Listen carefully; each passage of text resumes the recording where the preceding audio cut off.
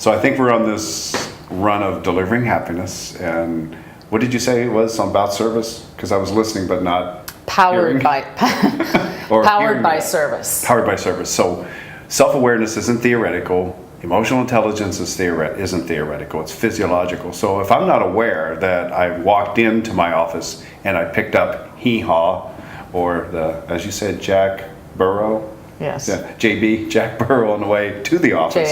Because I had a fight or somebody cut me off in traffic, and now I've got this emotional hangover going on. I'm buzzed with cortisol. I got all this thing running around, and my staff says, by the way, the new patient that was scheduled for this morning canceled. She went somewhere else because you start at 10 and they wanted to be there at 8. And now you're into this self-awareness. So tell me, what they use the word, though I'm not exactly excited about it, it's still in the literature, enablers, emotional enablers, and emotional disablers. So you just mean? gave some examples of what an emotional disabler would be, and that would be the driving in the traffic, or being stressed, or I got there late, or my kid didn't want to go to school today, or we ran out of something and I had to run to the grocery store. I didn't have that in my time schedule. And then I get to the office and I find out that the new patient was scheduled for this morning, that I was all excited about because I haven't had one in 2 weeks, canceled, and they went somewhere else because we start at 10. And then I'm now mad at my coaching company or my mentoring company. Hired the wrong people. Yeah, I've hired the wrong people, and those are disablers. Those are things that knock you. Okay, but call me. Yes, calling you. But wait, you have S. They rate it from 0 to 100, and you're -2. So you're a big lister. It's like, well, write down this, and I always go, oh gosh, that's right. I want to write down all the list of the positives and negatives.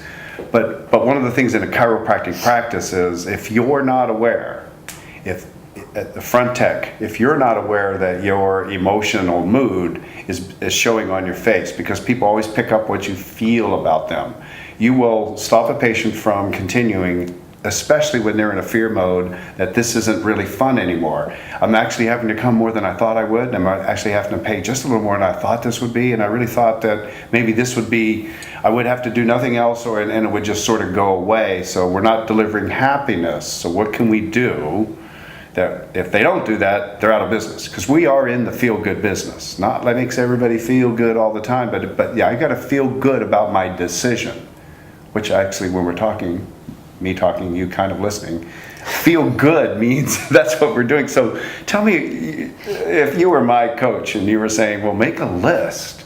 What's this list? I don't know that I would say make a list just for that one, because an enabler, just in self-awareness, is recognizing my mood and how this trips my switch, so to speak.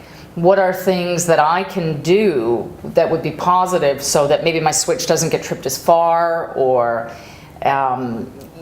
it's going to take me more to throw me off my game. So for instance, one of the examples might be just doing yoga or exercise, eating a healthy diet, those types of things. Because, if I've just loaded up on sugar or carbs and I'm starting to do my crash as I get into the office, I might not necessarily be in the best frame of mind. My cortisol already being released more than it should be. So the key, something I came up with today on a run, was discipline over distraction. Do you remember that? I do, actually. And why? As an equation.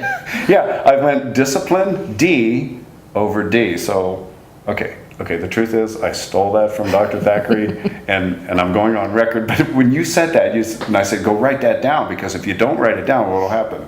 Forget it. No, you'll take it. Yeah. so I'm giving, for posterity, I think that's where it's, so when you say discipline over distraction, so on a practical level, I can be distracted with a new patient quitting. I can be distracted with a staff who didn't show up or was late. I can be distracted by, we think consciously, we think unconsciously it is far greater, but it probably, per day, there's about 50 things that could knock us off course. Oh, I think even more than that. And I think the distractions are, even in an office that might be running fairly well, so to speak, I think there's tons of distractions that occur.